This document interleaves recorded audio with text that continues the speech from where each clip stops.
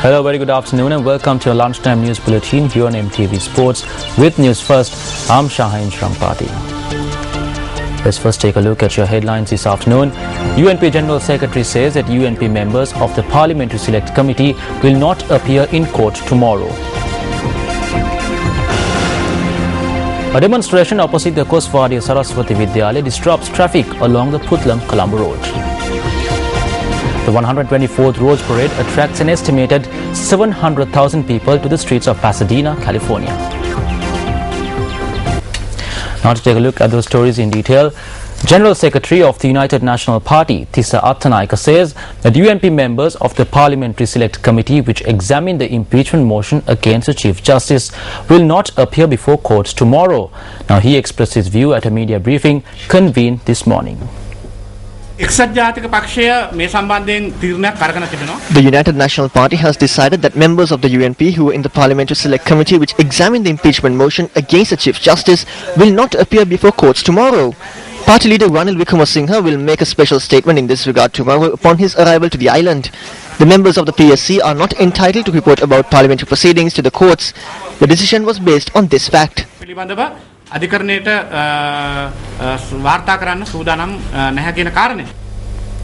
Well, also making headlines this afternoon, a demonstration was staged opposite the Koswadi Saraswati Vidyalaya against the implementation of the secondary school system.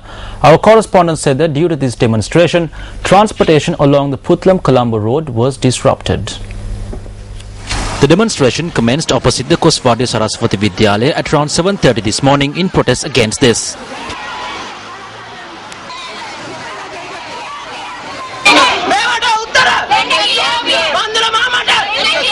The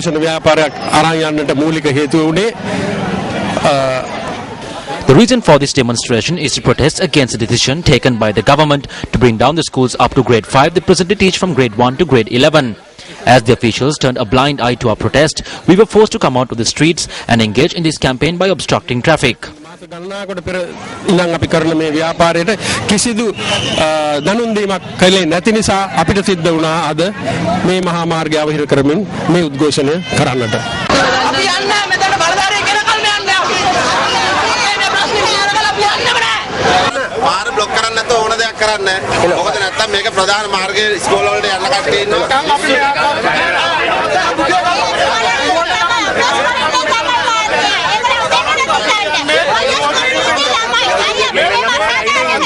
Our correspondent said that due to the demonstration, heavy vehicles travelling on this route were completely disrupted, while light vehicles used alternative routes.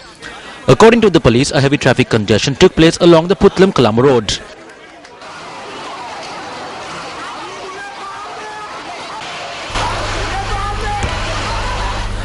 The 25,000 kilograms of rotten potatoes that were discovered from the Dambulla Economic Centre yesterday have been disposed. The disposal was carried out in the presence of the health inspectors from the Dambulla Municipal Council. The 25,000 kilograms of rotten potatoes were buried in the teak forest reserve in Inamalwa Sigiriya as per the order issued by the Dambulla Magistrate and Additional District Judge Sanath Morwaka.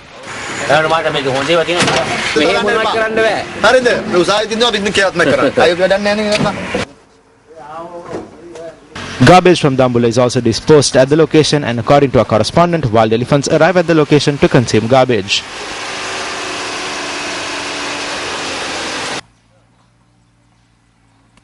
"25,000 kilograms of rotten potatoes were discovered inside a container that had arrived at the Dambulla Economic Centre yesterday.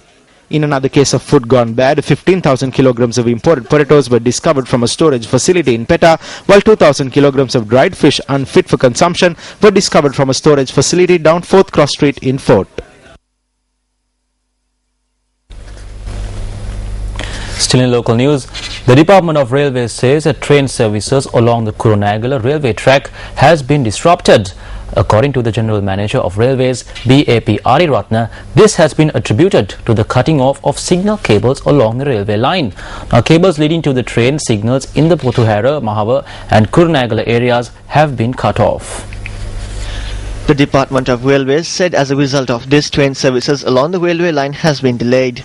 The General Manager of Railways went on to say that although one person was arrested, the theft of signal cables continues. 8 persons sustained injuries in separate accidents that took place in Hambantota, Palle Malala and in the Watawala area in Hatton yesterday.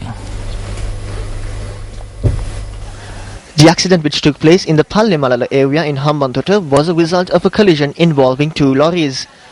Two group of residents of Hambantota travelling in the two lorries were on their way back from Kataragama when the incident took place last night. A correspondent said that 4 persons were injured in the incident. An expectant mother who sustained severe injuries to her leg was admitted to the Karapitia Teaching Hospital. The remaining 3 others who sustained injuries were admitted to the Hambantota General Hospital. Meanwhile, another 4 persons were injured when a lorry toppled in the Watawala area. The individual who was injured were returning from a pilgrimage from Sripada. The injured were admitted to the Watawala Hospital while 2 of them were transferred to the Nawalapitiya Hospital for further treatment. The police said that the driver of the lorry had fled the scene following the incident.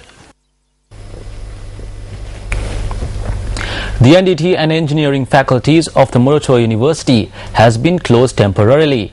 The Vice-Chancellor of the University, Professor Ananda Jayawardena, said that the cause of the temporary shutdown is to prevent a clash from erupting between groups from the two faculties. The Vice-Chancellor added that a clash between the two groups had taken place last night. He said that therefore the two faculties will be closed until further notice.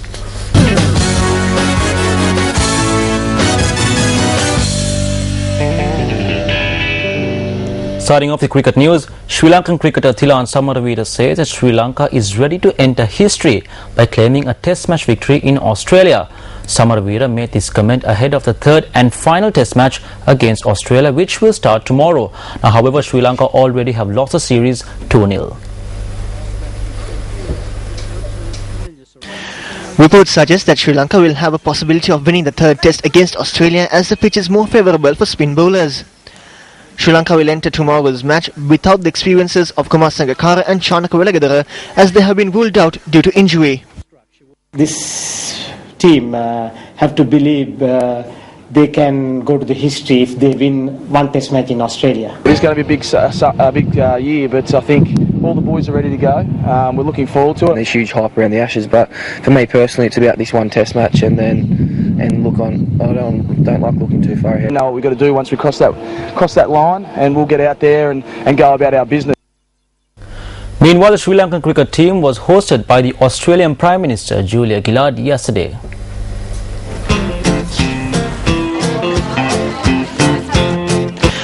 The Sri Lankan cricket team met with the Australian Prime Minister when they arrived in Sydney for the third and final test match against Australia. The Australian cricket team was also present at the occasion.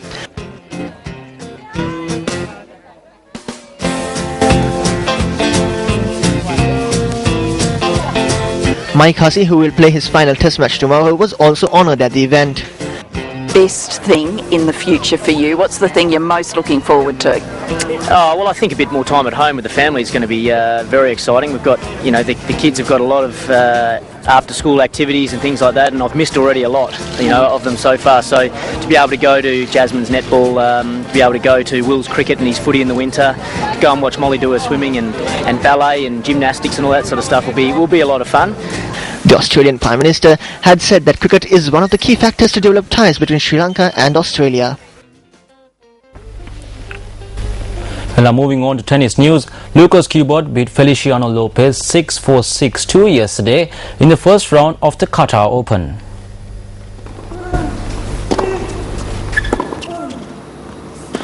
Lucas Kubot upset the odds in the first round of the Qatar Open following his straight sets victory over Feliciano Lopez. Kubot found himself 3 games down in the first set before he staged a remarkable comeback. The momentum had seemed with Lopez, who had won the pair's previous 2 meetings. However, Kubot rallied, and after taking the first set 6-4, he continued in the same vein, clinching the match after a series of service breaks in the second set.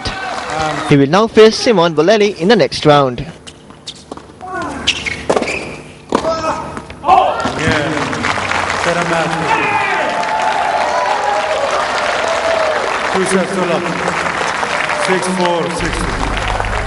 In other sports news, Veronika Velez-Zuzulova triumphed in the Skiing World Cup City event yesterday. Veronika Velezuzulova of Slovakia upset overall World Cup leader Tina Maze of Slovenia to win the women's race, her second straight World Cup victory. She also won a slalom in Semmering, Austria last week. Michaela Krizgaza of Austria was third, beating Tanya Plutonia of Finland. The winners earned 100 points each in the slalom standings.